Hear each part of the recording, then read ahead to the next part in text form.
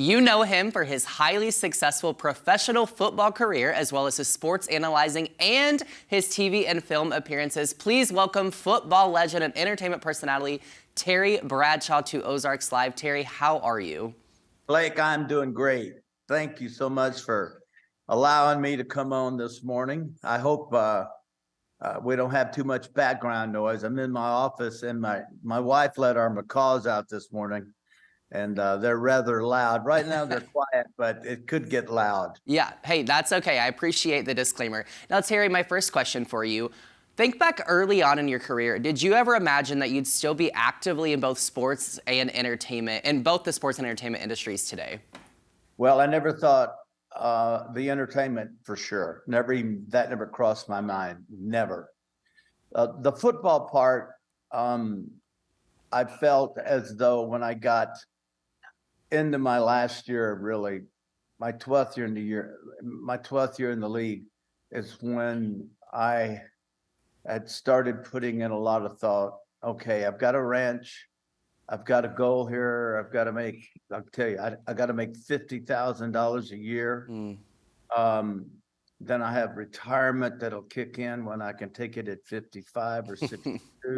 So I started adding all that up, figuring, okay, I need to make at least somewhere in the neighborhoods of $75,000 to sustain my life. That's pretty simple, kind of hard to believe, isn't it? 75 grand now with the paychecks these guys are making. But yeah, that was a goal. Had no idea I would be in television, and certainly no idea had ever done any form of entertainment. Yeah, absolutely. Now, at what point did you realize your athletic talents, and how did you know you'd eventually want to go pro with that? I always knew I wanted to play pro football. That was always a given. That was the ultimate goal. That was my dream. That's what I worked hard for. That's what I strived to be.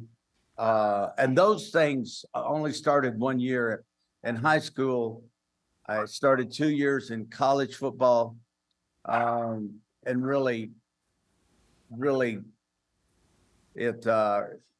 first 2 years in college were not very good.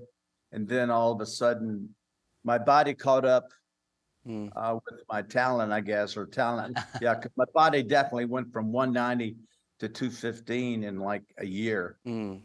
Speed picked up.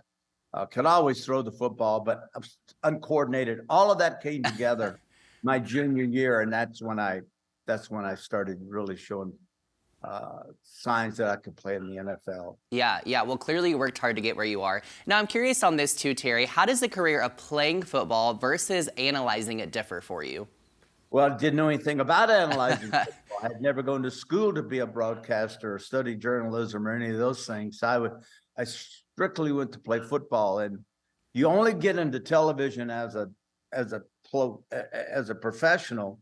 If you're a superstar, you're going to get an opportunity. Okay, I'm going to say it bluntly. So therefore, I got opportunities.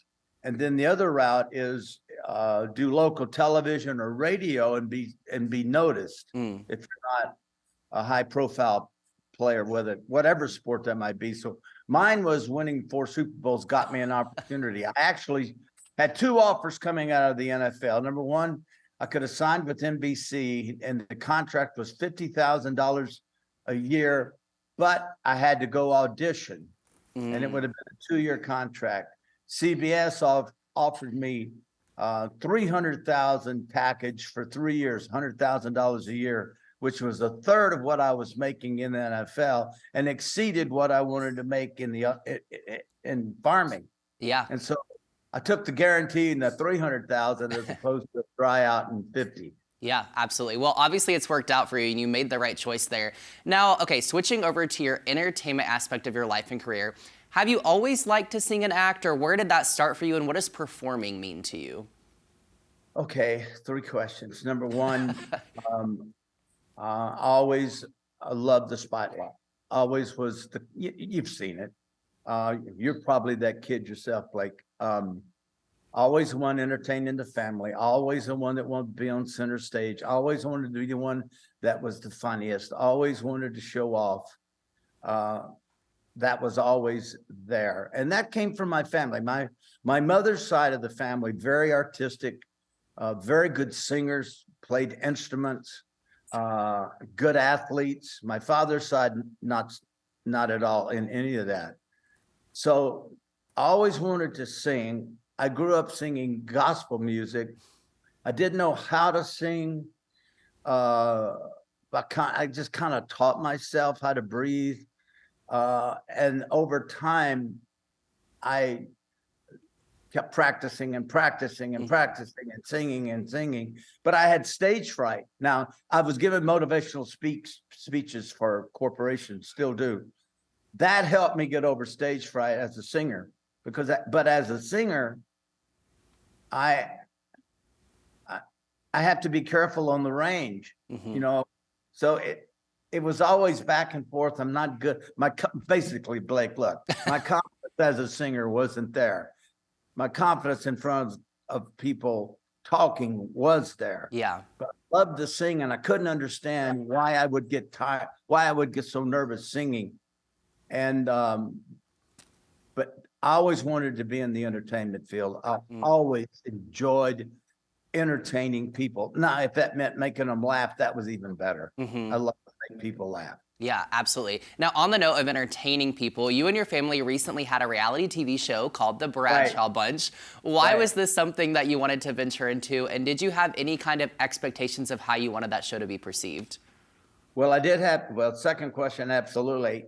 I wanted us to be, I wanted the people to see us as a real family, because we are a highly entertaining family. We're goofballs, like most families probably are, until you walk in the door, and then So it was the reality TV show was brought to me by a young man and asked me would I be interested. He could sell it, and I said I would be, but not for me, but as so much as for my kids, my children. I wanted, if we could do a reality show, it would give them an opportunity to have a camera stuck in their face, and they could get an idea of what I've been going through my post-football career.